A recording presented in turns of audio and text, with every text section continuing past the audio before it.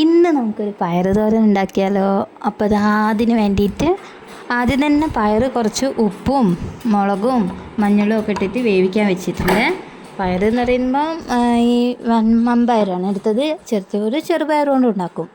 അപ്പോൾ അത് വേവിക്കാൻ വെച്ചിട്ട് പിന്നെ ഇതായി കാണിച്ച തേങ്ങേൻ്റെ കൂട്ട്, അതായത് തേങ്ങ, ജീരകം, ചെറിയുള്ളി, വെളുത്തുള്ളി, ഇഞ്ചി, പച്ചമുളക്, കുറച്ച് ഉപ്പും കുറച്ച് മഞ്ഞളും, ഇതെല്ലാം കൂടി ഒന്ന് അടിച്ചെടുത്തിട്ടുണ്ട്.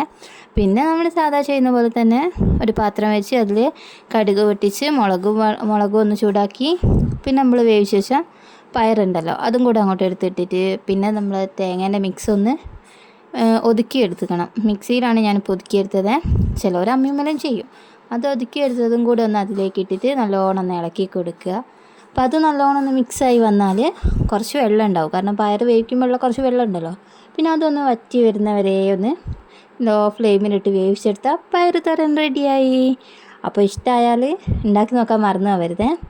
അപ്പോൾ ഞങ്ങളുടെ വീഡിയോ ഒക്കെ ഇഷ്ടമായാൽ ചാനൽ ഇഷ്ടമായാൽ ഞങ്ങളുടെ ചാനലൊന്ന് സബ്സ്ക്രൈബ് ചെയ്യുക, ലൈക്ക് ചെയ്യുക, ഷെയർ ചെയ്യുക.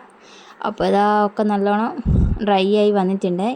ഇത് മാത്രം മതി കേട്ടോ നമുക്ക് ചോറിനെ. അപ്പോൾ ഇതുവരെ ഉണ്ടാക്കാത്തവരുണ്ടെങ്കിൽ പെട്ടെന്ന് പോയി ഉണ്ടാക്കി നോക്കിക്കോളൂ കേട്ടോ.